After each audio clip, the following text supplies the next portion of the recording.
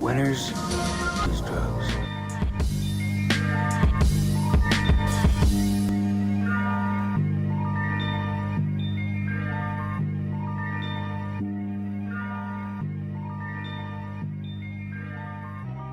Oh yeah, the Suits idea. Oh yeah, we should talk about Suits. I was like, this is my highest idea. I saw that. I'm like, he's just high right now. No, but here's the thing. It's actually like, because I learned something that like 40% of creators are going towards like not using their actual face anymore. Because like people want to be telling your friends that you saw me doesn't mean anything. But like go tell them that story. They should just believe you. yeah. Don't come harass me. I'm a person. Let me be a person. But isn't that like the cost of, like, you become a public person, right? But that's what I'm saying. I hate the idea of that. That's why I would never ever put my face on anything. Yeah. It wouldn't ever be I've thought about this so much, right? Because it's like, what would I be able to tolerate?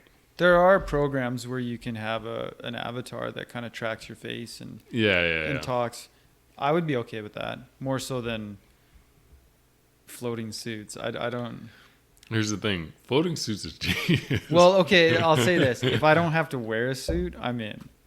But the actual wearing of a suit, I don't want to do that. Oh, okay. See, I don't own that's a part suit. of it. See, it's either, I was thinking about this. It's either you go to a thrift store and find insane suits, right? That are these floating suits. But like, it would also be, you could also have it make it even weirder too. Like, it could be one of the weirdest looking podcasts in the world. Because like, for example, you could cut in your Green Man suit. Yeah. You could cut a hole in the top for like think how long my hair is. Like right now, I could just make it like insane. So it's just a suit and a hair. And floating red hair. That's insane. But we would have to wear, we'd have to wear, And like, then we green. could maybe cut eye holes. It just like, it would be weird. Like you know that kind of meme that's like the eyes and like it just shows your eyes and mouth. Yeah. It's so weird. Like, and they show like it react. It's so weird. I just think that's like kind of where the internet's at. But yeah, but I don't know. Like it's one of those things where, the setup is too much for what we're providing, right? oh, absolutely. Like, people would be like, "Whoa, this thing is crazy," and then we're just talking normally, and they're like, "Well, where's like the craziness?" Yeah. Right. That would be my concern. Yeah, we're not Jake Paul. Yeah, we're not. Yeah, I haven't heard his podcast, but I'm just saying he's all about like we're setting things on fire in a pool. It would be more on brand for him. yeah, like I've seen podcasts that were animated, right? Mm-hmm. Not specifically the Netflix show. That one is completely different. But I've seen ones where they just animate the people sitting around talking, right? It's like, it would be like you're filming a podcast. Yeah. And I found it a little off-putting at first, because animation in my brain just expects there to be more happening with animation. But after a while, I guess I got used to it. Right? That's the thing. I watched the whole. So I had listened to the Carl Pilkington, like Ricky Gervais podcast, whatever series on the original like FM, and they turned that into a show on HBO. They took clips from that, and then they I've seen a little bit of it. Yeah, they made like an animated show, and I was like, oh, well, how is animation gonna like add to this? But it's like, I don't know. You get into it, it does add something. Like, it's weird. We weirdly like make anything kind of human, you know? Yeah, didn't Dan Harmon also try that? With Harmontown? I think they did. I'm not sure what Harmontown is. It's all good? No, you should twist it so it's straight on. Like this? Yeah. Oh, okay. Yeah. Well, Dan Harmon is the creator of Community, and no, I know that. I just don't personally know what Harmontown and... Yeah, he has it's basically they play D&D in front of an audience. okay. So he tried to So it's very popular. I'm not into it. I would love to be into D&D, but I'm not. So Yeah. but what they did is they animated because D&D you're role playing, and so they animated the story that they're playing through the D&D game, right? Right. That's kind of interesting idea. Yeah, I've tried to get into D&D. Like that was one of the meetup groups I went to when I came down here. Yeah. But the first group I went to was like, dude, you guys have not socialized with normal people in years, and not in a cool way. Yeah. Like in a, you guys watch Fox News, you're saying super racist things you think are funny. Like I literally, I got up and left, like, I don't know, not that long into it, where I was just like, oh, I feel ill, you know? Yeah. Because I couldn't take them with these racial jokes with their friend, because I was like, they're not good racial jokes. Do you know what I mean? I could tolerate good. Yeah. Like, I could understand very good friends having a good rapport with each other. Right. That was not this. This was, this guy's basically being picked on, and he's just kind of going along with it because he likes playing D&D or whatever. Or Yeah, totally. whatever's incentive to tolerate this shit is. And so, like, I've just come to Calgary. I've just driven to, like, I don't know any of these 8 people. It's like, what am I going to do here? So what in your mind is a good gaming atmosphere? Like board gaming, People are D&D? drinking. Nobody gives a shit about who wins and loses. Yeah, yeah. The talk is more about anything but the game. You know, like ideas, whatever. Like the game's not so intense that you have to, like, that's one of the reasons, one of the board games I used to like groups I used to like going to was quite fun to go to, is it was more about the socializing. It was less about the winning and losing. But so I struggle with that sometimes, because if a game is fun, I get into it, right? Like I'm focused on the game, on like what I'm doing and what everyone else is doing, and that's fun to me. If I'm having to switch between focusing on the game and having a conversation with other people, it kind of detracts from the experience. Right. Is that? But that's the thing. Like when you like, so one of the things that would happen is you would go and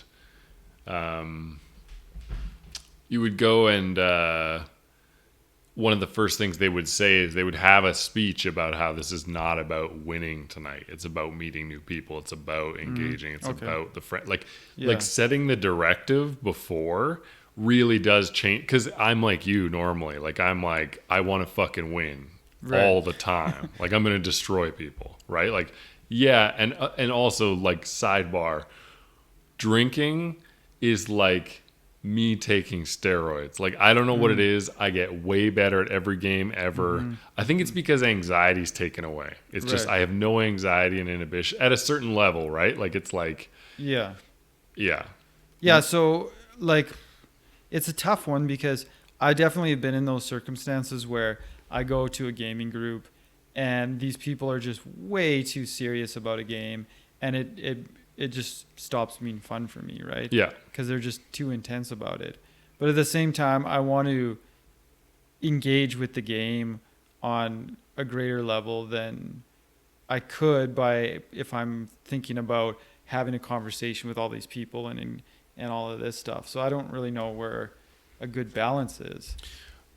Right. But like when you're signing up to this games group, right? Your goal is to meet people, is to talk to people. So you're expecting to play a game that's not so like intensive. Do you know what I mean? Yeah. This is like you're going to be rolling a single dice, moving a camel, and it's like you hop another person's camel. Like it's not taking a lot out of you, so that you have more mental fortitude to talk to people and engage. Yeah, that For sure. I guess that's... And you can be your competitive self. It just doesn't take a lot to be your competitive self. Do you know what I mean? The games are so simple.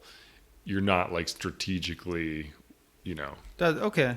I can see that. Yeah. I also like if I've played a game enough where I've gotten it down really good, then I can do that. And that to me is like the pinnacle of gaming. It's like where it's a relatively complex game, but I played it enough and everyone else that I'm with has played it enough that we can not constantly think about it the entire time we're playing, right? Yeah. That would be ideal for me. But you can't have that when you go to these gaming groups where it's just a new board game all the time, or it's a new card game all the time, right? Yeah, no, exactly. And that is one of the problems because they want to keep it fresh for people that have been there for like a year, right?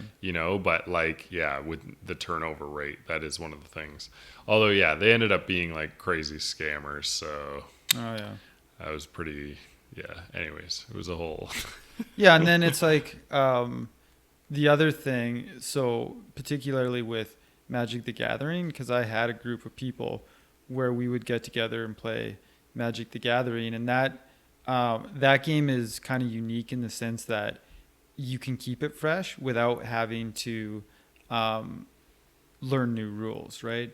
Like you just build a new deck, and there's 50,000 cards in the game, so it takes a lot longer to get bored of. So it was a good thing to meet with a group of people, play that game, keep it light, keep it casual. The problem is that people just, something trips in their head, right?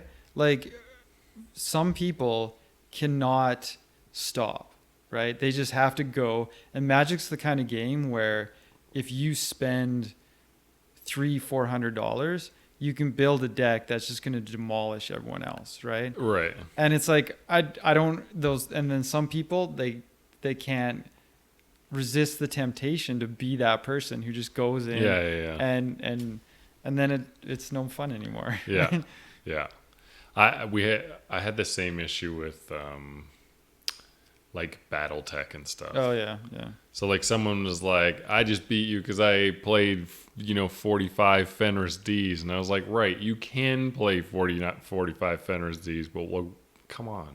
Right. Like I've always had that same problem in gaming. It's like like I constantly TK people, and for those people that don't game, team kill. Okay.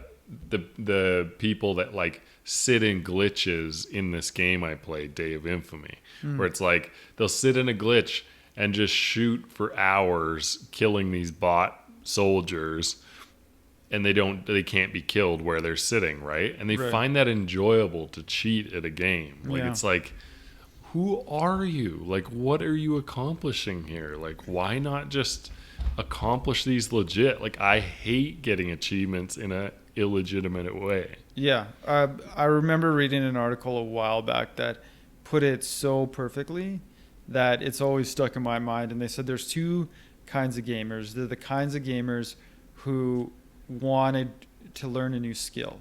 They're all about mastering the skill that the game is challenging them with. And then there's another type of gamer that they're all about the image of the game, right? They want to be the one with the flashy skins in a video game. Yeah. At the higher levels, all of that. It's about them presenting this awesome thing, right? It's Bobby Lee. Yeah. I'm sure he spends like what I would consider absurd amounts of money on gaming. Yeah. Like when you hear that people spend like $32,000 on a mobile game, like a handheld mobile game, you're like, what? Like, you could have bought a car and like, man. But that's the thing, right? It's like, for me, I don't understand why someone wants to sort of exploit a game in that way, because to me, the fun in the game is to go through the puzzle or the reflex or whatever the game is trying to challenge me to do. The fun for me is knowing that I can rise to that occasion and beat that challenge. Right? Yeah, and accomplish something. Yeah. But also the showy thing is weird to me too, because like I still like we grew up in the area where gaming was not cool. So it's like, if you're telling me, you know, like at a some meetup that like you're like, yeah, I've got 104 Call of Duty skins. Right. That's not cool to me. Like I'm like, what? Like, yeah. Yeah, that's true. Like gaming's cool, but like if you're telling me about your skins, like, dude, you need more shit going on in your life. Like, Right. That's not a. Yeah, when did it change from being a nerd hobby to being cool? Oh, once women, that the whole, like, there was some like cultural shift with TV, in my opinion, like Big Bang kind of thing, like where women suddenly turned, like, they're like, yeah, we love nerds now. It's Yeah, like, yeah. So then nerd culture got embraced for a while, to an egregious point, and then it's come back a bit now. Yeah, yeah. You know. But then the non-nerds out there have taken from that nerd culture explosion the things that they find fun. One of those is video games, right? Yeah, there's definitely less shame around sharing Yeah. you're into gaming, but there's still, to me, stigma around, like, if your life entirely revolves around it. It's like, Yeah. yeah, to me it's like that's, yeah, Well, there's also an addiction. there's also games. It's kind of switched now where video gaming is not considered nerdy, but there's still games out there within video gaming that aren't cool, right? Mm-hmm. Like I played a game called Factorio. I have like 300 hours in the game, and that's 300 hours on Steam, and I played a shit ton of it before it even came to Steam. And that game is the nerdiest fucking thing. It sounds like it. Yo, yeah, it's totally, and people would still look at me strange, like if they didn't already know what it was about, right? So even within culturally accepted activities, I can still find a way to nerd out and stuff like that. Right. So I was telling you that I'm in a crazy amount of pain. Mm-hmm. Yeah. Did I tell you that? You told me that. You haven't told me why. Yeah, so it takes me a long time to realize there's something wrong, kind of thing. Right. So like I don't notice patterns, but like I should have known the moment I started smoking weed again there was something wrong, because that's usually like something's going on. So basically, like I yesterday had an appointment with my vasectomy doctor because I've had nothing but issues for like a year now. And so it's like I've been one of the unlucky 3% that's whatever, constantly at issues. And so anyways, I kind of had big relieving news yesterday, because I thought I was just going to kind of be broken forever. Like, you know, I totally catastrophized the whole thing. It's like, oh, I'm just fucked now, you know. Right. And he's like, but yeah, like it was crazy because like I didn't really know I was in pain at all. Go in there and he just touches a certain spot, and I like wanted to fucking die. I was like, holy shit. And he's like, yeah, that might be why you're wanting to smoke weed like every 2 hours, and like you're not on pain pills, whatever. And so yeah, anyways, I was just like, it was wild. I had a panic attack like in his office, like for me to like, even in the car ride, like, so I had a friend drive me, and she just kept asking me if I was okay, because for me to not be saying anything, I'm so in my head about what's about to happen, or getting the worst news of my life, whatever. And so, yeah, anyways, just full on panic attack. The dude was like, yeah, no, these are the steps we'll take. And ultimately, like, yeah, at least there's a light at the end of the tunnel now, which is why, like, I'm a bit more like, holy shit, okay. I feel like I've dodged a bullet. Nothing's nothing's as terrible as my mind makes it out to be. So there's a clear path to recovery from the source of pain. Yeah, but it could be terrible. Like, ultimately, like, it could lead to me having to do a reversal in like a year's time. Oh yeah. So like that's a long fucking time to be in more pain. Right. You know what I mean? Like signing up for another year. But like, There's also like cortisol shots before that. But like, I do wish someone had said like, hey, you're going in for like genital mutilation surgery tomorrow, eh? And I would be like, am I? Yeah. You know, it's like, I should have thought about that. I should have thought about it in that. Maybe, but I'm only thinking about that because it went wrong for me, right? Yeah, well, in my mind, there's something extra frustrating about complications that came out of an elective procedure, something that you didn't have to have done, but you just decided. Yeah. And now there's problems with it. It's like you're just like, fuck. Well, right? it feeds right into my like I'm being punished like narrative. Oh, what do you mean punished? That sounds like a latent Christian guilt kind of thing going on there. Oh, it's just like you want the benefit of taking control of birth shit. Well, you got to feel like you're getting sacked every 1 in 6 times. You'll have to have 2 weeks where it's terrible. It's just like, oh my god, like no, like fuck. Yeah, but I can't see that. I don't see the punishment angle, because something like getting a vasectomy is a good thing, right? No, but that's what I'm saying. You can't have a good thing without a bad thing. So for me, getting a vasectomy is awesome. It's like, sweet. I don't have to worry about getting someone pregnant anymore. The bad news is I occasionally now get sacked and have all these physical pain downsides. Yeah, but that's because you're looking at it from the personal benefit that it gives you. But you should also think you did a good thing for society, right? Not in the sense that you removed your genes from ever. Oh no, that is a good thing. But for I mean, society. It doesn't. I don't know if you've heard the term antinatalist before. Nope. I mean, there's a certain philosophical.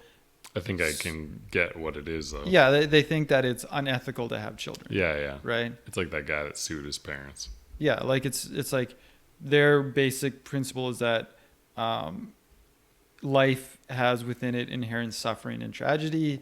To create a life, you're basically creating more suffering and tragedy. So you're very welcome to look at it that way and say, no, you don't deserve to be punished because what you're doing is actually good, right?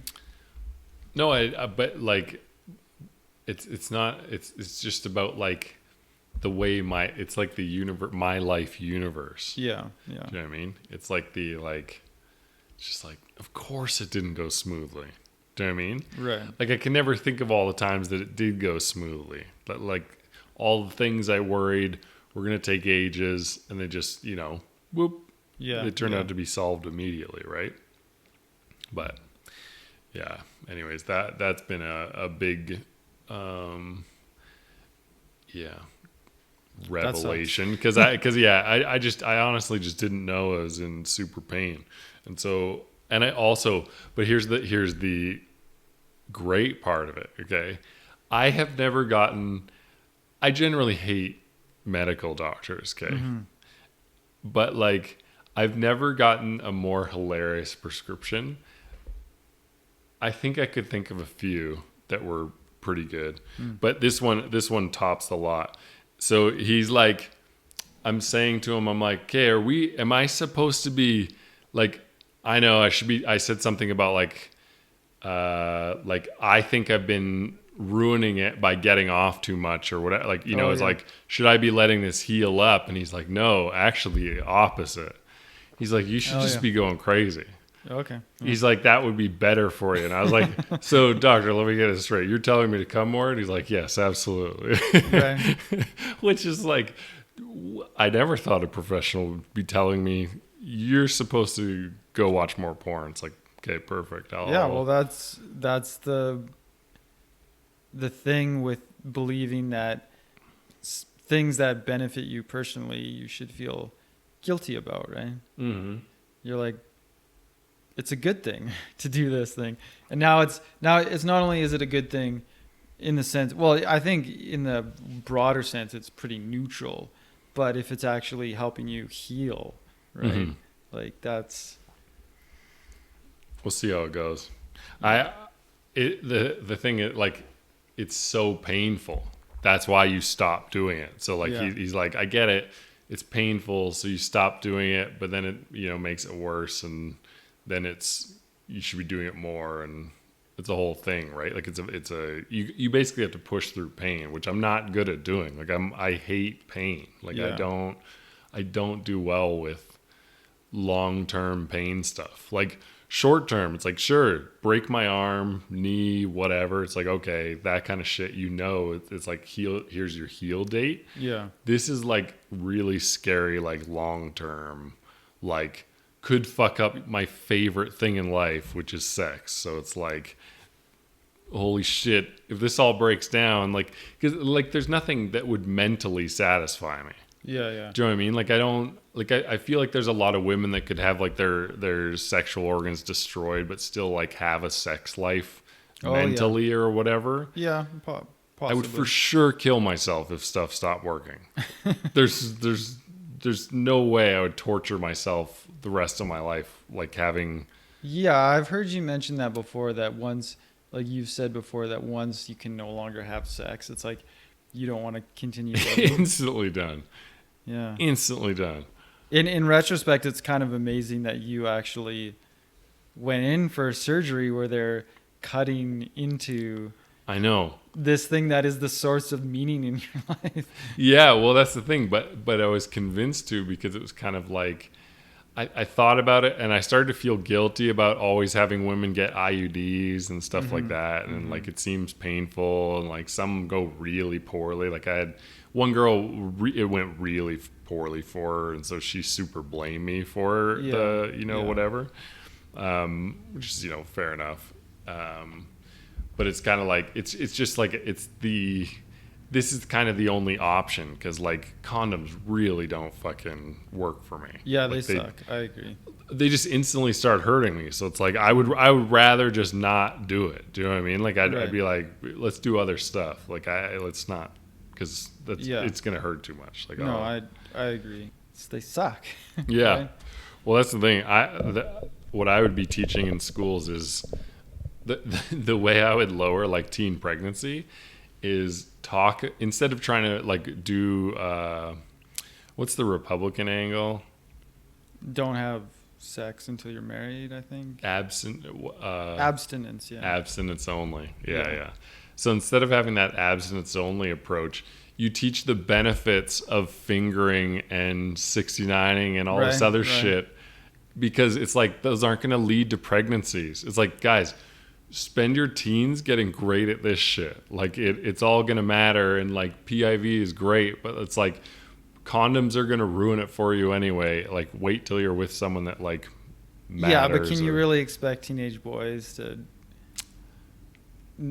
not go the whole way around the bases, right? Like right, but I'm just saying, like this, like that's a cultural thing that like you could try to shift.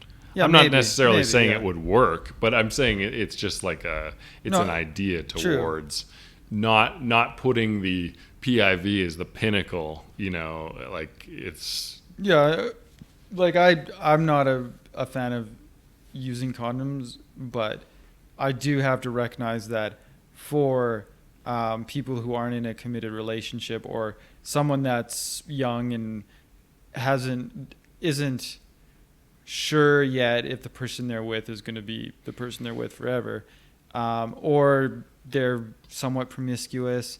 There's a lot of reasons to use condoms, right? Like not just pregnancy, like STDs are the big one, right? Yeah. I'm much more scared of things like HIV than I am of a accidental pregnancy. Oh, there's no way. HIV? Who gives a shit anymore? What do you mean? Why you haven't heard the news? No one gives a shit about HIV anymore. Yeah, they can. I guess they've cured 2 people now of HIV. 2 people out of the millions of people that have got it. Cured 2, but they've brought other people down to negative viral load. So like you cannot get anybody else. So you have to take medications for the rest of your life. And your life isn't going to be as long as it would have been if you hadn't got HIV, right? Like this is a chronic illness that's going to be Sure, bitch but for you like, for but the it's rest. no longer like you're dying in your True. 40s. It's Yeah, like totally. these guys are dying in their late 80s. It's like that's pretty good. Yeah, absolutely. Except that you have to take medication daily for the rest of your life. Sure, but like hetero transmission, not that much. Right. Your chances are quite low. Yeah. I don't know. It's still, I think, That's worse than having a kid. Yeah, oh yeah, totally. Oh well, I mean, Fuck no. But the thing is, so maybe having a kid, getting a girl pregnant who decides that abortion is wrong and carries it to term, and then you're stuck paying child support for 20 years. That might suck as well. But getting a girl pregnant isn't automatically going to be that, right? There is possibilities, right? Yeah, but I don't want to take those chances. Do you know how drastically having a kid would alter my life? Like, yeah. I feel like it's a challenge that's much easier to rise above than taking a pill every day. Yeah. You think having to schedule and like with like a person to have kid, you're fucking out of your mind. I guess for me it's because I'm so health focused. It's like if I'm healthy, everything else is just easier to do, right? To me, health is like the bedrock of my life experiences, and if that goes, then everything else is harder, right? Honestly, having a kid, it would be a lot to do, but I'm pretty sure I could easily handle it. It's a nightmare to me. Like, and Really? that's why. Yeah.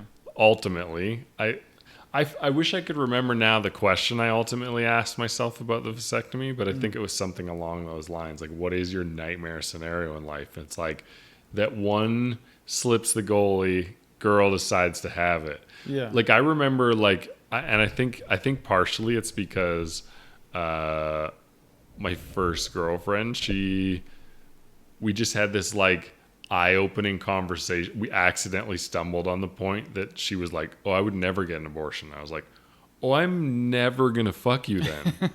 Yeah. Like, this is gonna end soon, like, for sure. Like, that's when I realized, like, I genuinely have a serious fear around. I don't know where it comes from. Yeah, that's interesting. I don't share that fear at all. But I can see it. I can understand. Because it is a huge commitment and a drastic change to your life. So like if I was 50 Cent, right? Like his lyrics, right? Like where he says, have a baby by me, baby, be a millionaire. It's like, yeah, if I had the money 50 had, I probably wouldn't have give as much about having kids as like it's not a moral issue for me. It's just like I can't fathom at this point in my life having financial responsibilities on top of what I'm already trying to do. Yeah, that's fair. Yeah. That's totally fair. So I think for me it would be the time investment. Like the financial responsibility doesn't bother me, but it would bother me that like, oh, I have to go shopping for diapers and I have to clean this and cook that and I have to teach them this and little Jeremy's got an earache and you're at the ER at 3:30. Yeah, like that's the kind of thing that bothers me. But then in the same token, I'm thinking to myself, now at this point in life, what am I doing that's so important, right? Like why am I holding on to my time so much, right? Like why couldn't I just give it away to some other life form to help it develop and stuff like that? That's my thinking on the subject. Other life form. You talk about kids so hilariously.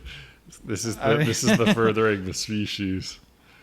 The Mars talk. Yeah, well, it is a parasitic life form. I get what you mean, but I think that's the other thing too, right? Like I feel like I would ultimately rise to the occasion of being like a co-parent kind of thing. Like we would set something up that, whatever. But like, man, I don't want to have to work that hard in life. Yeah, true. Like I don't have that much energy. That would be like I'm overextended even just from those 2 doctor's appointments yesterday, right? So if I had to then be like, all right, I got to go pick up little Cole at school at 3:30 and then bring him home and like be with him for 2 hours and cook him. It's like, fuck that. Like I'm getting out of this somehow. Like, I understand that completely. I'm the same way. I wish I wasn't. I wish I could just effortlessly do all of those things and not feel like this existential grief about it, but I do. Yeah. So. And it's the same with me and one night stands and STIs. It's like not a risk I'm willing to take. Yeah. I won't do it. Cause I'm like you. I don't know how you arrived to it, but like for me, it was 2 nurse parents. Right. And so it's just like, man, STIs are like, I never want to get one in my life. Right. Do you know what I mean? Right. It's just like, let's knock on wood, never ever get one of these. I mean, some of them are no problem, but some of them suck. I still want to have that clean record. It's like a gaming thing for me. It's like I want to go undefeated. Yeah, that's fair. That's totally Yeah. fair. Something about never failing is like it's a source of pride in a way. But yeah. Okay, I wanted to talk to you about do you think fashion matters? Yeah, right. You mentioned that the other time. Well, in what sense do you mean matters? Well, like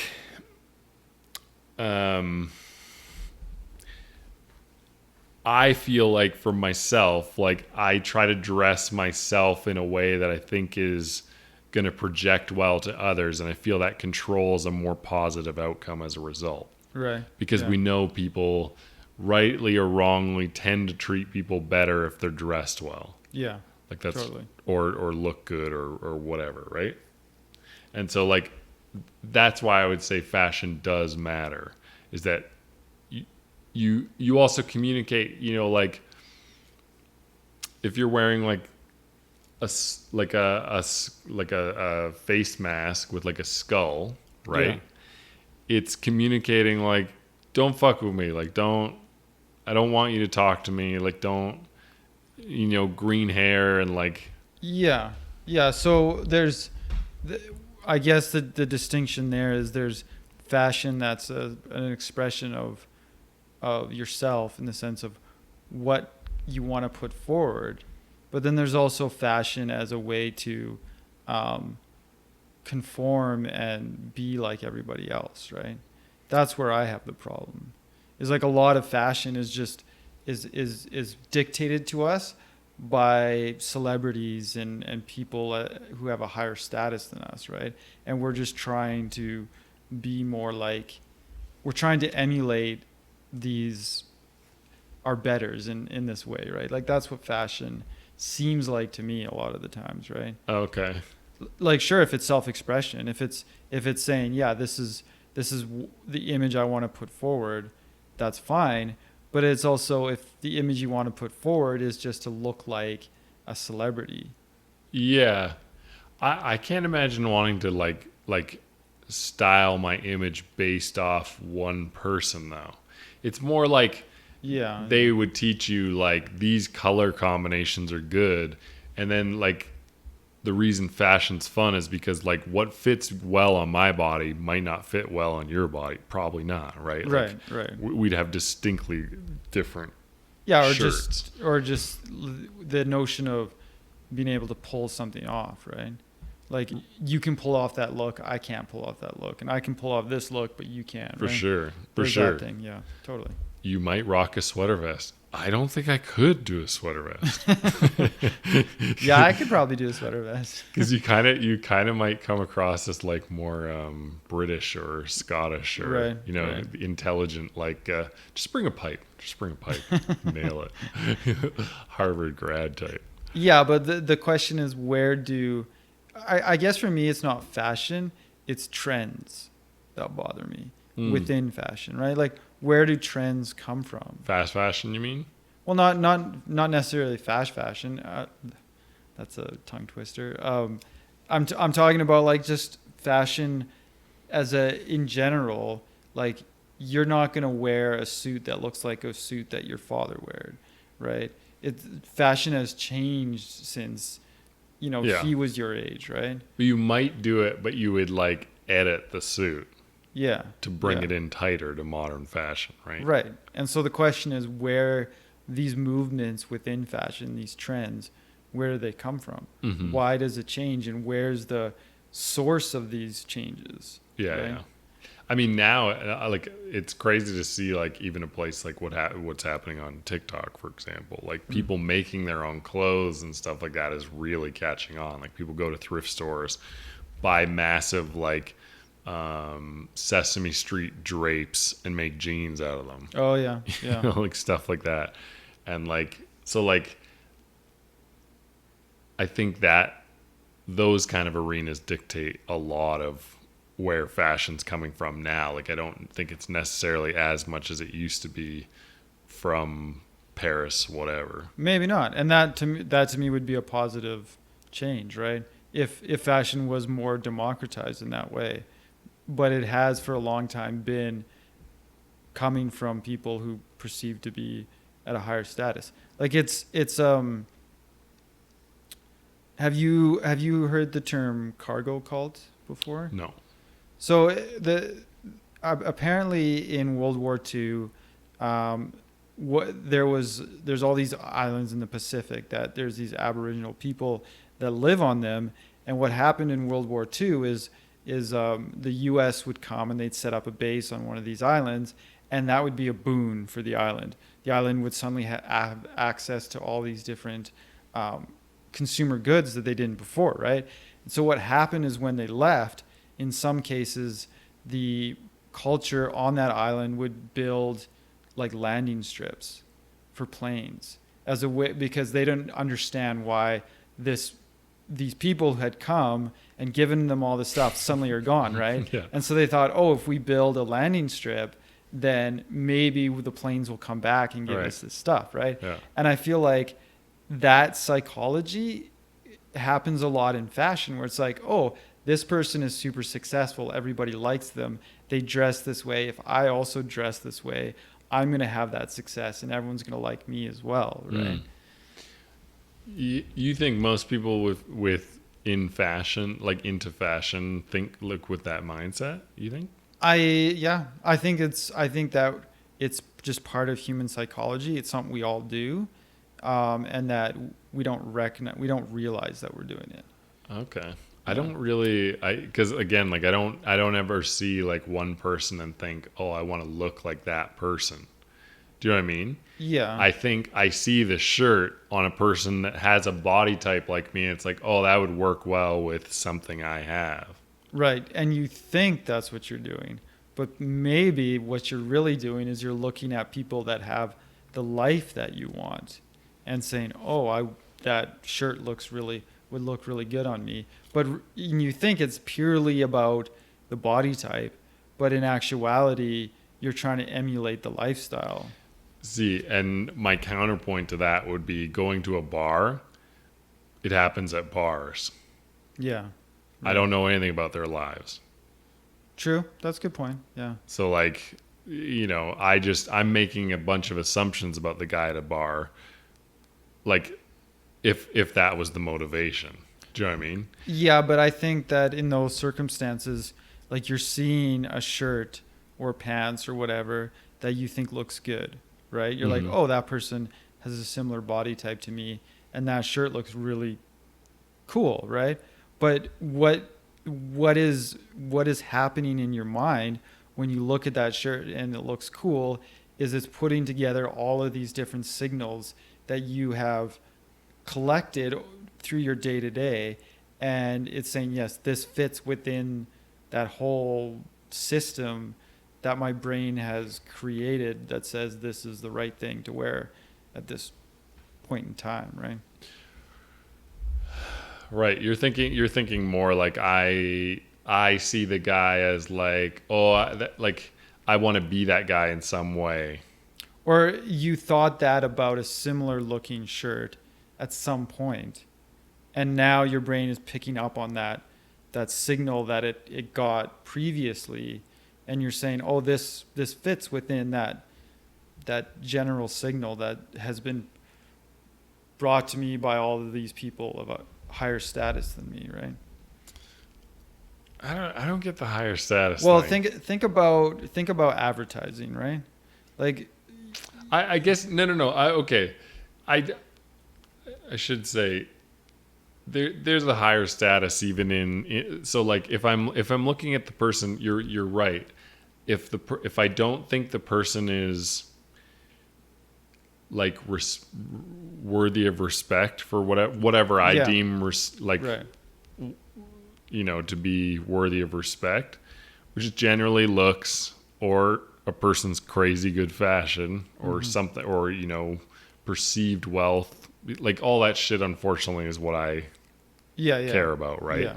And so like if any of those markers are part of it, you're right, then it's like that's probably why I'm actually into it, because I don't look at the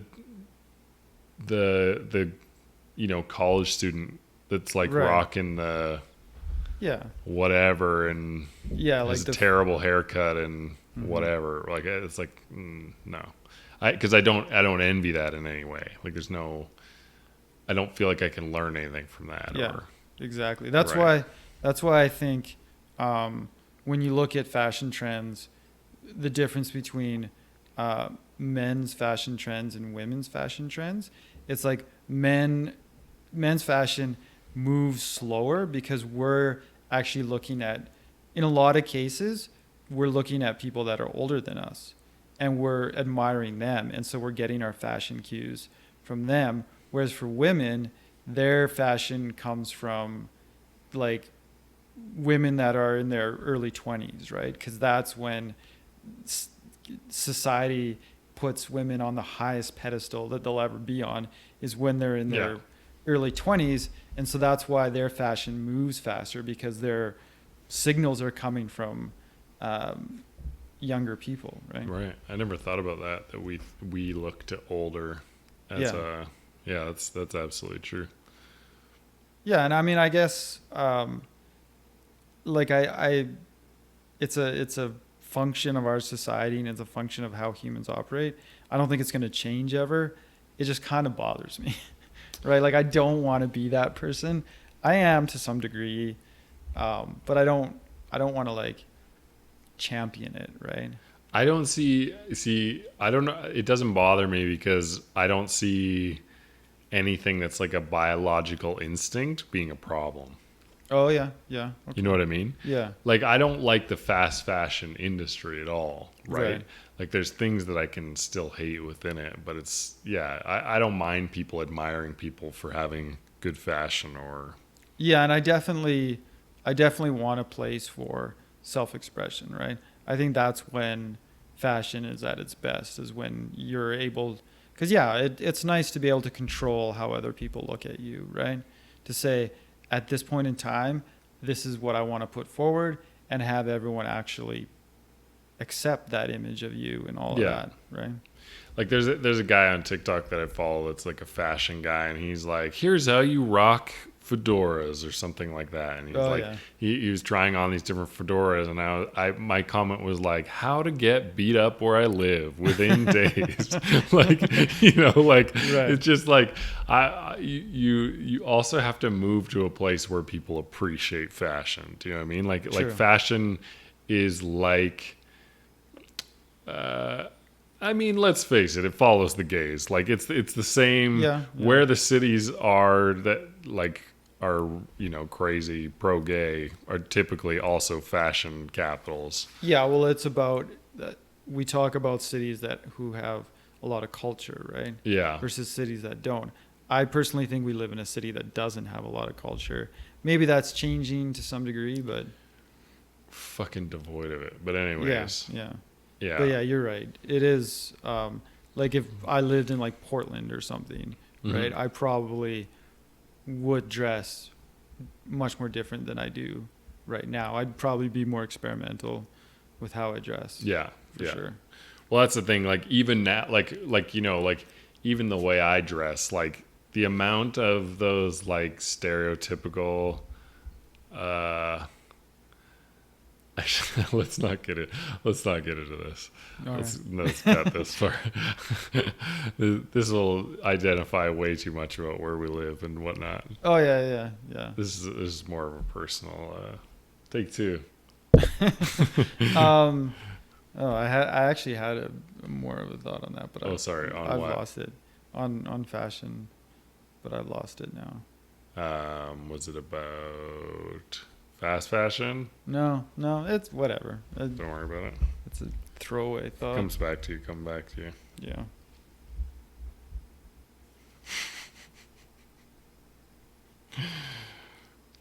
My other one on here is prejudicial hiring. Remember me asking about that? Oh yeah. Why is it wrong?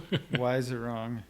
Well, what is prejudicial hiring? Well, But not based on race, religion. So the reason this came up is because there was a story in Montreal about them having a form that said we're looking for a white woman. People were outraged. This form was out in 2021, right? Right.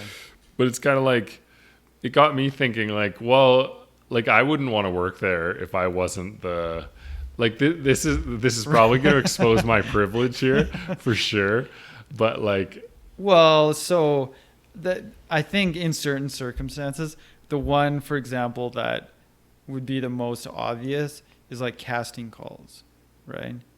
If you are a director and you're trying to film a movie and you need to film a white woman character, you're going to put out a call for white women to audition, right? Mm-hmm. That's not prejudicial at all. Mm-hmm.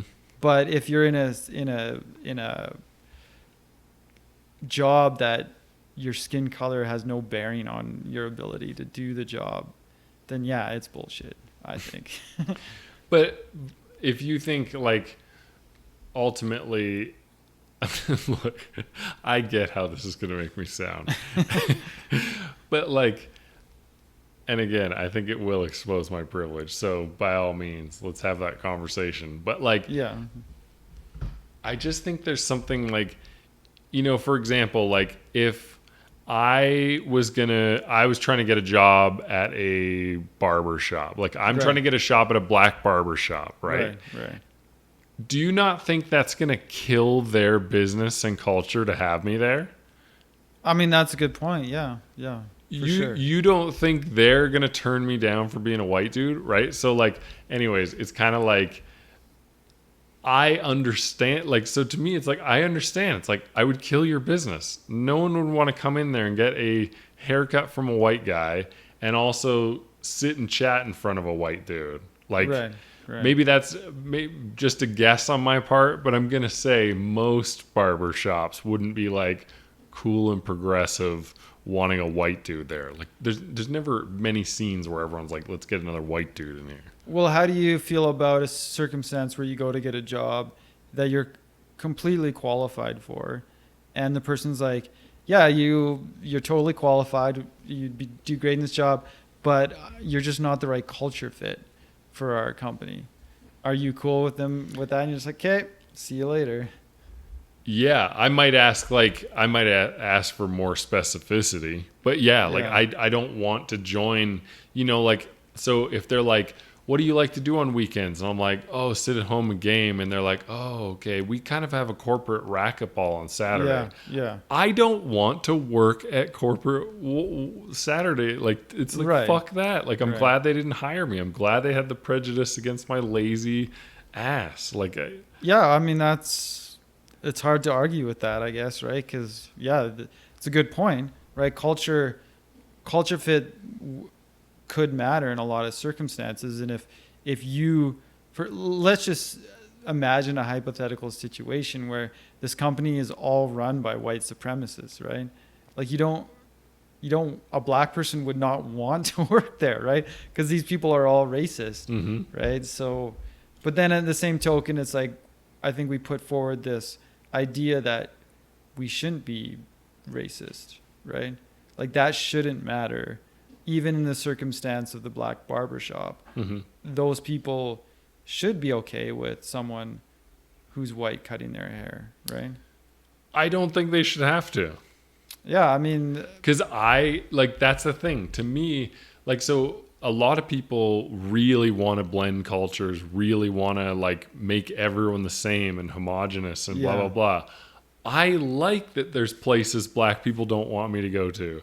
I like that there's places Asians don't want me to find out about that are the Right. best spots to go get, fucking wontons. It's I like that each culture has their culture where they don't want it's this weird thing where we pretend that North America is the only race where white people are the only racist people. Right. You hear from every race they don't want other races, in their areas and blah blah blah. It's Yeah, and that's, I mean, don't get me wrong, that's a pretty good defense of your position, for sure.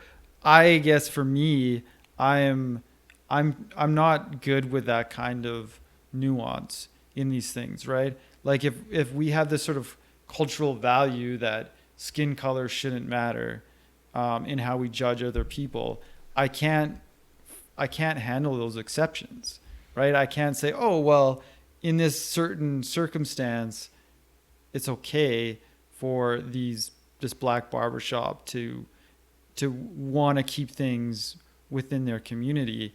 It doesn't work for me. It's like, okay, if we decide as a society skin color doesn't matter, then let's just wash all of that away and let's just all be colorblind, right? Yeah. That's what I want ultimately. okay.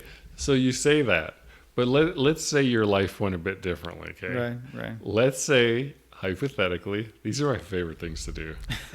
Hypothetically, that you are a pastor, and now federally, you cannot ask about race, religion, anything. There's no indications. Applications are blank. Right? Whatever. Right. Yeah. And a chapel in Detroit hires you as a minister, and it turns out it's a Southern Baptist church, and it's a congregation of 700 black people. Yeah. You're telling me that's not going to be a problem for you to be preaching to black people each week? I'm not saying that. I'm saying it probably will make me uncomfortable for sure. But that's the world you want. It's that's going to ruin black churches for one. Yeah, well, that's the price that we have to pay for unity, right? But unity's boring. This is what nobody gets is if we don't have diversity, it's boring. I mean, yes. You can be unified while being diverse. Yeah, but I want the diversity to not be tied to skin color, right? If I want to if I want to say grow up within black culture, listen to hip hop and dress like that and do all of that stuff, but I'm white, I don't want that to be a problem, right? I want everyone to have the cultural experience that they want to have, right? An Asian person who comes to Canada and grows up in Canadian culture, loves hockey, loves poutine, whatever. There's no problem with that, right? Mm-hmm. That's what how I want the world to work, right? Yeah. I don't know. I think we just disagree on this one because it's kind of in the same way that I never minded the idea that if I went to a club and tried to get in and they threw me out or didn't let me in because I was too ugly or whatever, it's Right. yeah, I get it. You guys have a cool spot. Do you know what I mean? It's Yeah. I'll go find my need. Do you know what I mean? I'm more. It's just kind of accepting of the way shit is. I get that, and I'm totally on board with accepting. I don't want to be around people that aren't comfortable with me being there. Fuck them, right? Mm-hmm. But I just want more broad strokes for people to just say, okay, let's just be more comfortable with everyone in general, right? Yeah. But I think oh man, we could go on about race stuff for no, but forever. I will say that your perspective is definitely very interesting, and I think it needs it definitely should be talked about more in that regard, because I think a lot of people feel that way, and there's kind of this tension between sort of this anti-racist movement and people still wanting to keep that kind of diversity alive, right? Yeah, well, but that's the thing. Like, if someone classified me as like a racist or pro keep everyone separate, Right. anything, it's like they'd be way off with that, right? Like, it's entirely about let's just ask questions. Like back in the day, like I remember thinking, like, is talking about slavery constantly actually positive, or does it just make white people constantly think about race and constantly worry about how they interact and constantly be on these eggshells? Like does that actually help, or would it be better if two people are just bonding without this whole like that being the number one unspoken elephant Right. in the room, right? Like, I definitely have wondered that as well, right? Like, I think if you put children in a circumstance where they're around people of other races, they just naturally don't develop those prejudice, right? yeah, But then if you then assault them with these media, all this media about, this is how the way the world works. White people and black people are supposed to hate each other, or white people are supposed to be racist assholes and oppress black people. Then you start to add that into the mix, and it's not a good thing to do that, right? yeah. Oh, I thought the point you were going to make was just that, like, if you are exposed to a bunch of, like, a broad spectrum of people growing up, you're more able to not take in those messages, because it's like, that not to be true. It's like, well, no, I grew up with black people. We actually had no issues ever. Do you know what I mean? Yeah. So yeah, like totally. Fox News telling me there's this division, it's like, it doesn't exist. Yeah, that's a good point.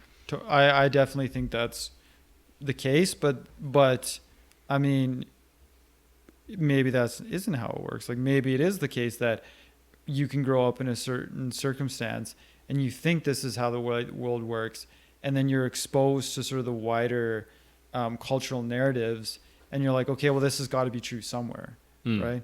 Like, that's the way I look at it. Like, because I grew up in a very ethnically diverse community, and I see all this stuff about racism and prejudice, and I think, okay, well, that's got to be true somewhere in North America, right? Mm-hmm. Probably in the States, I'm guessing. Yeah. I definitely. But you see a lot. I mean, didn't we talk about it here? Like, I had like an incident at McDonald's. I see racism here all the time. Do you? Yeah, I do a lot. But like, generally not. Again, it's always, older people, blah blah blah. Most people our age here did grow up with pretty diverse. Yeah. Like, I may find people that say things that are like off color, whatever, but like, I have yet to meet like a hardcore racist. Right. Same. Right? Because I feel like it's quite hard to do here. So like, for example, if you're like, oh, I think all ethnicities are gross and I'd never be served by them. It's like, okay, well, good luck operating here. Right. True. Like, you're not getting food from anywhere. Yeah. Yeah. Yeah, I have a hard time imagining these people. Like, I heard that story about that dude that started physically assaulting an elderly Asian lady down in the States. I don't know. This is why I don't pay attention to the news. Like, that's just terrible. Yeah, well, it made a lot of news because she actually had some piece of wood or a bat or something, and she just beat the shit out of this guy. Oh, really? To the point where he had to be hospitalized. Oh, really? So it's kind of hilarious, but I just don't understand why that even took place. Like, how can someone have an issue with an elderly Asian lady? Like, it's so far removed from my experiences that I don't get it at all. Right. I always just think mental illness. Could be, yeah. And like, and then also always incentive. It's like, was this just a weird robbing thing and it had nothing to do with the fact she was Asian, but then the news made it about her being Asian? Yeah. You know what I mean? Like, was this just a regular, like a guy trying to rob her and just got the shit kicked out of him? And like, because it ended in the way it did, it was a story. Do you know what I mean? I mean, that's very possible. Yeah, but I don't know. I guess, I mean, there's a lot to discuss with race. It's an interesting subject. Like growing up, my high school was like entirely like I think I've mentioned it on here before, but like everybody was just super saying the most racist shit ever to each other.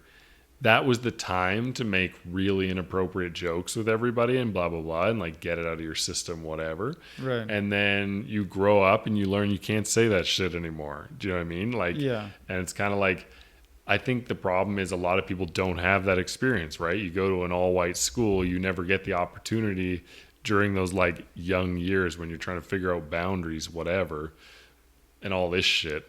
And so like you find out about stuff when you're like 20, 21, but like now you don't know if it's okay to ask or if it's okay to talk about or if it's, you know, is this okay to joke about or whatever. It's like you find that shit all out when you're 14, 15. Nobody cares enough at that point. Like nobody's, it's hard to explain. Nobody's entrenched enough in their culture to really care either at that point. Yeah. Do you know what I mean? Like your identity around your culture seems to develop like later. I mean, that's true for a lot of things, right? Like definitely for boys, being a teenager is about testing the limits of what is acceptable and what isn't acceptable. Like what can you get away with, right? Is a big part of the teenage experience, right? Mm-hmm. So that could be very true. I definitely I could be just not remembering it, but I don't remember a lot of like racial stuff growing up. But I did go to a school that was incredibly ethnically diverse. Probably not to the standards today, but for the 90s it was, you know, like there was a lot of different ethnicities all trying to go to school together. And there was a lot of tension, I remember, between all these different groups. And it was just like the amount of tension there was, the jokes just weren't going to happen, right? You're just like, no, I don't want to say a joke because otherwise I'm going to get my ass beat by 30 people of some other race. And that's the thing. That was part of the joke at my school. Like that's how they would fire back at me, is they'd be like, we're going to get the Asian gang to come fucking kill you and shit like that for saying what you did. You know what I mean? Yeah, like, so it's just kind of like, I knew there was actual gang shit at my school, but I knew these guys had nothing to do. You know what I mean? It's like, right. Anyways, yeah. So yeah, maybe within your friend group, there was probably that with me as well. I'm not remembering it. Yeah. But I'm for sure we made jokes like that. Well, and if you were online, Jesus Christ, like 90s right. was full of like, I remember like how common it was for people to call each other Jews and stuff like that at the time. Yeah. Like that was prevalent in Counter-Strike. Like it was like, Yeah, see, I'm a strange individual, I think, because my online persona is not that much different than my real life persona. Yeah. Right? Like I generally, the things that I say online are things that I would be okay to defending in person. Yeah, like I never use the internet as a way to like, as an outlet for racial epitaphs that I was burning in my heart to express. Right? Yeah. It was never the case for me. No. I definitely have issues with online, which is why I just don't talk to people online. Oh yeah. It definitely escalates because I see everything through a negative lens. So if you see everything through a negative lens, things tend to escalate. Yeah, totally. I don't know what lens. I think I'm a lot of times online I'm looking for conflict and argumentation and stuff like that. So I could care less if the person is negative about it. In fact, if a person breaks down and gets angry and swears at me online, that's like, to me, that's victory. That's the best. So satisfying. Love It it. took me a long time to realize that keeping control was winning. Yeah. Like I used to be the guy that was like, it took me a long time to learn like the guy raging out is the guy losing. Yeah. Do you know what I mean? Totally. Yeah. And so like, I think that's why I generally got so good at it. Like, but of course I still have my shit, so I occasionally get banned from tons of stuff. Oh yeah, yeah. Well, I've been banned. I get banned because I'll say something too controversial. Yeah. Right? Like I remember getting banned from a website for saying that people weren't born gay or something like that. Right? Yeah. And people were just like, "Fuck this guy." Right? Yeah. I was young. I don't necessarily want to say I currently believe that statement. But, Yeah. and I don't think I did at the time. I just Yeah. wanted to start a conversation, right? Well, did I tell you that one of my cousins like was telling a story and felt comfortable to share this story in front of like 6 people No, you didn't. about how she asked her coworker when he chose to be gay? Oh, wow. That's interesting. I have really stupid cousins is what I learned that day. I was like, oh God. Yeah, well, I feel so. This is a big regret for me because I wish I had spoken up. I just didn't. I was Right. like absolutely shocked. Like it was one of those like someone has whipped their pants down in a place where you wouldn't expect it, and you're like, what the fuck is going on? Like you're Right. so caught off guard that someone is this stupid in this day and age. Well, if I can recall the arguments that I was making when I made that post, 15 years ago, the point that I made that I remember was about ketchup. And I said online, I was like, I despise ketchup. I hate ketchup. I don't think that's a choice. I don't think I chose to hate ketchup, but I also don't think I was born to hate ketchup, right? Yeah. So there's got to be some other Yeah. middle ground. That was the argument that I made Yeah. back then. The thing I always get into the argument about is why are we arguing about this? Oh yeah. Okay. Like who cares? Right. Again, back to your thing of always being a distraction. It's like, why are we talking about when someone chooses to be gay or not gay or all this stuff? It's like, what are they currently? Are they gay? Are they happy? Are they True. not gay? Are they Yeah. happy? Totally. It's a pointless argument because it doesn't matter. It's still a perfectly valid lifestyle choice if it is a choice, right? I think back then, this was early 2000s, there was still a lot of anti-gay sentiment out. And so a lot of people were saying, well, this isn't a choice. This is just the way they are. We shouldn't look down on them for it. My perspective is we shouldn't look down on them for it because it's perfectly valid regardless of if it's a choice or not, right? Yeah. Like that shouldn't Yeah. matter at all. It shouldn't be a factor in it. Yeah, totally. Yeah. That is the right answer, 100%. That's fair. Yeah.